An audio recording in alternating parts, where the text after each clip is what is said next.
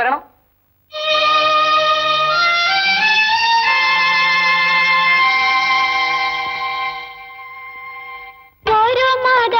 പെർസെന്റുമാണ്. അടുത്ത തന്നെ ഒരു മെമ്പർ കൂടി വരാൻ പോകുന്നുണ്ട്. തമാശ മനസ്സിലായില്ല. തമാശയല്ല, കാര്യമായിട്ട്. അതെ, ഒന്ന് അടങ്ങി വരായില്ല. ഇപ്പൊ ഈ യുദ്ധത്തിന് എന്ത് കാര്യമുണ്ടായി? അളിയൻ എന്തിനാ എങ്ങോട്ടാണെന്ന് പറയാൻ ഇവിടെ നിന്ന് ഇറങ്ങിപ്പോയി. എനിക്കാണെങ്കിൽ പാർട്ടി ഓഫീസിൽ ഒരു അടിയന്തര കമ്മിറ്റി ഉണ്ട്. അവർക്ക് സമാധാനത്തിന് പോകണം. ഇവിടെ കുഞ്ഞിന് നോക്കാൻ ആളില്ല. എന്ത് ചെയ്യും? എന്ത് ചെയ്ത്? ഇന്ന് സമാധാനം വേണ്ടെന്ന് ഞാൻ പുറത്തിറങ്ങുന്ന അവള് വഴക്കായി വാക്കേറ്റമായി. ഇന്നത്തെ യോഗം വളരെ പ്രാധാന്യമുള്ളതാണെന്ന് അവൾ. എന്ത് പ്രാധാന്യമുള്ളതാണ് എന്ന് എന്ത് കേക്ക്. എന്നിട്ട് അവള് പറഞ്ഞു, ഭർത്താക്കന്മാരോടുള്ള ഭാര്യമാരുടെ കടമ എന്നുള്ള വിഷയത്തെ പറ്റി ചർച്ച ചെയ്യാൻ പോവാണ്. ഓ, അപ്പൊ നിങ്ങൾ വീട്ടിലെ ചർച്ച തുടങ്ങി. ഒന്ന് ചൂലെടുത്തു. അല്ല, അവള്. ഓ, അപ്പൊ അതിന്റെ അർത്ഥം കീഴടങ്ങി പെര തൂത്ത് വൃത്തിയാക്കാൻ പോകണം എന്നെനിക്ക് തോന്നിയില്ല. പെര വൃത്തിയാക്കാൻ ചൂട് താഴോട്ട് തന്നെ പിടിക്കുന്നത്. ഇത് മുകളിലോട്ടാണ് പിടിച്ചോണ്ട് വന്നത്. ഉള്ള ധൈര്യം വെച്ചോണ്ട് ഞാൻ എടുത്ത് ചാടി. ഉടനെ അവള് വിളിച്ചു പറയാ, പിന്നെ ഇങ്ങനൊരു ഭാര്യ ഉണ്ടെന്ന് കരുതി പടി കടന്നു പോകരുത്. ഇത്രയൊക്കെ വർത്താനം പറഞ്ഞിട്ട് മാറോ ഔത്തുന്നൊരു അനക്കം കേൾക്കണില്ല. ഈ ഒന്ന് പോയി വിളിച്ചോണ്ട് വാ, ഞാൻ ഒരു മധ്യസ്ഥം ഉണ്ടാക്കാം. അബ്ദുള്ള, ഞങ്ങളോക്കിന്റെ മുമ്പിലേക്ക് മുദ്രാവാക്യം വിളിച്ചോണ്ട് പറഞ്ഞാൽ ഞാൻ പോകും. കാറ്റ് ഉറങ്ങിക്കിടക്കുന്ന സിംഹിയെ വിളിച്ചോണ്ടാ പറഞ്ഞ ഞാൻ പോകും. വിളിച്ചോളൂ. പക്ഷെ ഇപ്പൊ വിളിക്കാൻ എല്ലാം കൂടെ ആവില്ല. ഓഹോ, യശോദേ, ഉറങ്ങായിരിക്കും. യശോദേ, ഇപ്പൊ മരിച്ചു കാണുമായിരിക്കും.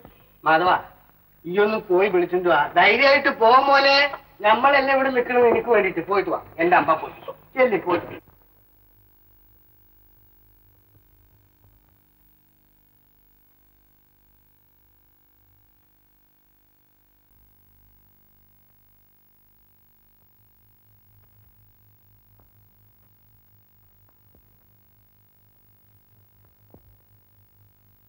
അബ്ദുള്ള,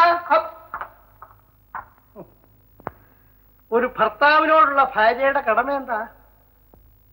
ഒരു ഭാര്യ ഉണ്ടെന്ന് വിചാരിച്ചാൽ ഇവിടെ വന്നതല്ല. എനിക്കിവിടെ എന്റെ കുഞ്ഞുണ്ട് കാണാൻ. നിങ്ങളാര്? അവന്റെ അച്ഛൻ. അച്ഛൻ?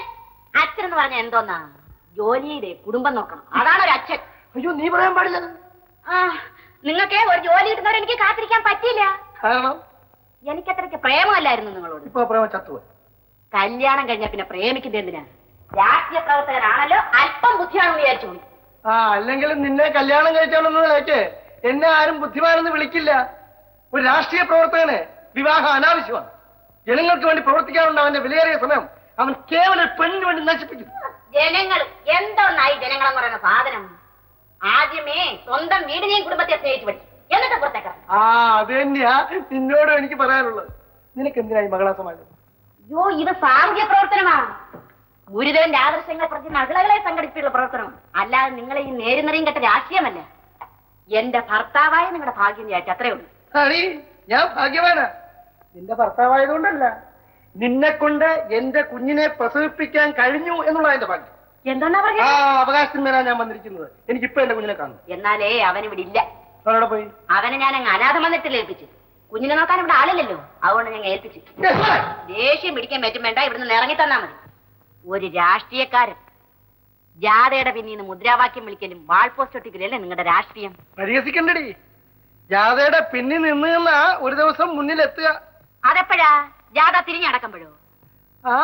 ഒരു കാലത്ത് ഞാനും ഇവിടുത്തെ മന്ത്രി ആകില്ല എന്നൊന്നും നീ വിചാരിക്കണ്ട. അങ്ങനെ ഒരു അപകടം എന്റെ നാടിന് സംഭവിച്ചാൽ അന്ന് ഞാൻ ആത്മഹത്യ ചെയ്തേ. യശോദേ, നിന്റെ ചേട്ടൻ കെട്ടിയവളെ വെട്ടിക്കൊന്നവൻ. അതിന് ഞാനെന്ത് വേണം? ആളിയന്റെ പാരമ്പര്യം ഞാൻ നിലനിർത്തും. എന്താ പറഞ്ഞത്? അതിനുള്ള ധൈര്യം നോക്കട്ടോ.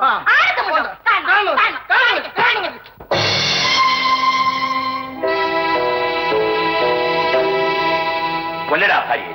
ഞാൻ എന്നെ പേടിക്കണ്ട. ഇങ്ങനെയുള്ള ഭാര്യമാർ ജീവിച്ചിരിക്കരുത്. പിടി, കൊല്ല്. അളിയാ, ഞാൻ ദേഷ്യം കൊണ്ട്. സങ്കടം കൊണ്ട് ആരെയും കൊല്ലില്ല. ദേഷ്യവും വെറുപ്പും തന്നെ വേണം അതിന്. ഇപ്പോൾ നിനക്ക് ആവശ്യത്തിനുണ്ട്. പിടി. എന്റെ പെങ്ങളാണെങ്കിലും സ്ത്രീയാണ്. ഞാൻ ഇവിടെ കൊന്നാൽ പെങ്ങളെ കൊന്നെന്ന് പറയും, നീ കൊന്നാൽ ഭാര്യയെ കൊന്നെന്ന് പറയും. നോക്കി നിൽക്കാതെ കൊല്ലരാവളെ. കുട്ടികളേക്ക് എനിക്ക് നല്ല പരിചയം. നീ തണുത്തു പോയടാ. ഇനി നിന്നെ കൊണ്ടാവില്ല. ഈ നിൽക്കുന്നത് ആരാണ്? ഇനി നിന്നോട് ആര് ചോദിച്ചത് ഈ നിൽക്കുന്നത് ആരാണ് നിന്റെ? എന്റെ ഭർത്താവ്. ഭർത്താവ്?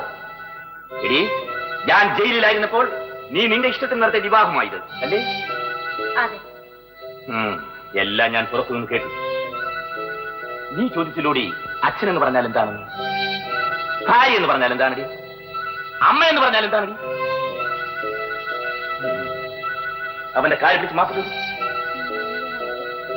എടി, നിന്നോടാണ് പറയുന്നത്. വേണ്ട അളിയാ. അളിയാ, അവളെ പിടിച്ചിരുന്നു. അല്ലാ, ഇതെന്താണ് ചെരുപ്പിന് പോളിസ് ഇടണ?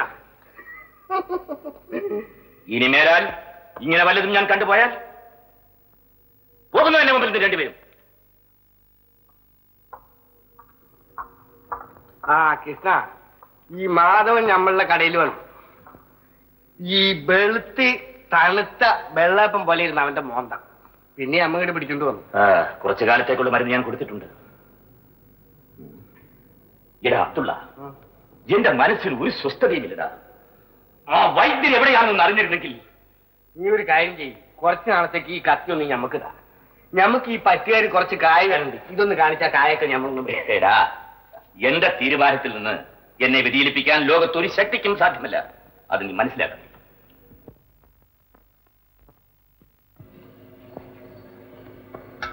മോനെ,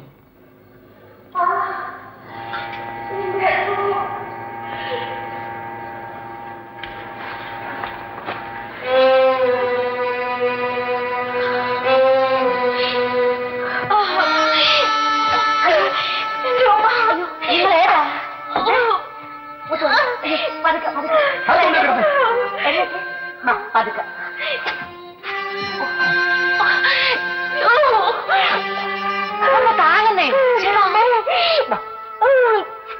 കേറാ നിങ്ങള് അകത്ത് പറഞ്ഞു.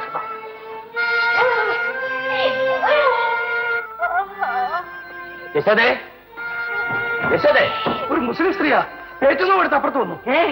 ഔട്ടെടുത്ത് കിടത്തി.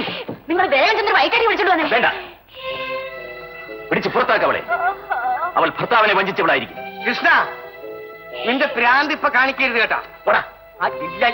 ഞാൻ മാധവ, ഇത് ഞാൻ പോയിട്ട് നമ്മൾ പോയിട്ടേ നമ്മുടെ വീട്ടുകാരത്തിന് ഇങ്ങോട്ട് പറഞ്ഞേക്കാം. എന്റെ പൊന്ന് കൃഷ്ണ, നീ ഒരക്ഷരവും ഉണ്ടല്ലോ. നീ ആരാടാ എന്നോട് പറയാൻ? ആ കണക്കൊക്കെ നമുക്ക് പിന്നെ പറയാം. യശോദേ, മോളാവത്തുവോ?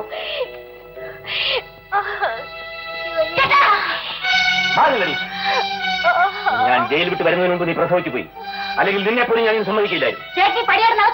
വന്നാൽ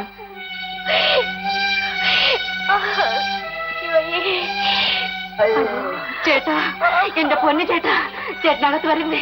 ചേട്ടാ, ചേട്ടൻ അങ്ങോട്ട് പോ. അയ്യോ ചേട്ടാ,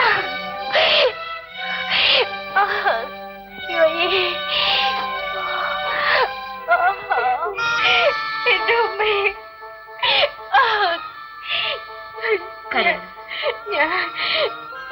ഞാൻ വന്നത് ഒരാളെ കാണാനാ. കരയാ.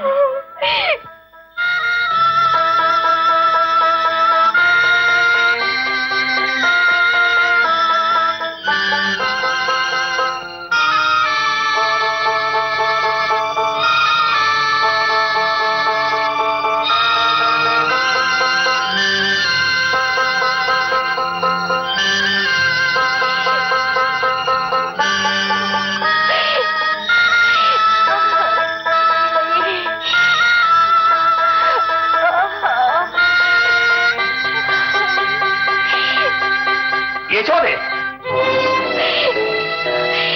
യശോദേ, യശോദേ, എടി, ആ ശബ്ദം എനിക്ക് കേൾക്കാൻ വയ്യ. അത് ഞാൻ നിർത്തും, അല്ലെങ്കിൽ അവളെ നിരത്തിലേക്ക് മരിച്ചെറി. എടി, എന്റെ ഭാര്യ ഒരു ദിവസം എന്റെ കുഞ്ഞിനെ പ്രസവിക്കാൻ വേണ്ടി ഇങ്ങനെ കിടന്ന് നിലവിളിക്കുന്നത് കേൾക്കാൻ ആർത്തിയോട് കാത്തിരുന്നവരാണ് ഞാൻ. എന്നിട്ട് ചേട്ടാ, പല സ്ത്രീകളും പുരുഷന്മാരെ വഞ്ചിച്ചിട്ടുണ്ട്. പുരുഷന്മാർ സ്ത്രീകളെ വഞ്ചിക്കാറില്ല. ഈ പെണ്ണ് ആരുടെ കുഞ്ഞിനെ പ്രസവിക്കാനാ നൊമ്പരം കൊള്ളുന്നതെന്ന് ചേട്ടനറിയാമോ? പണ്ട് ചേട്ടന്റെ കൊച്ചുമുതലാളിയായിരുന്നല്ലോ ആലി ഹാജിയുടെ മോൻ മുസ്തഫ.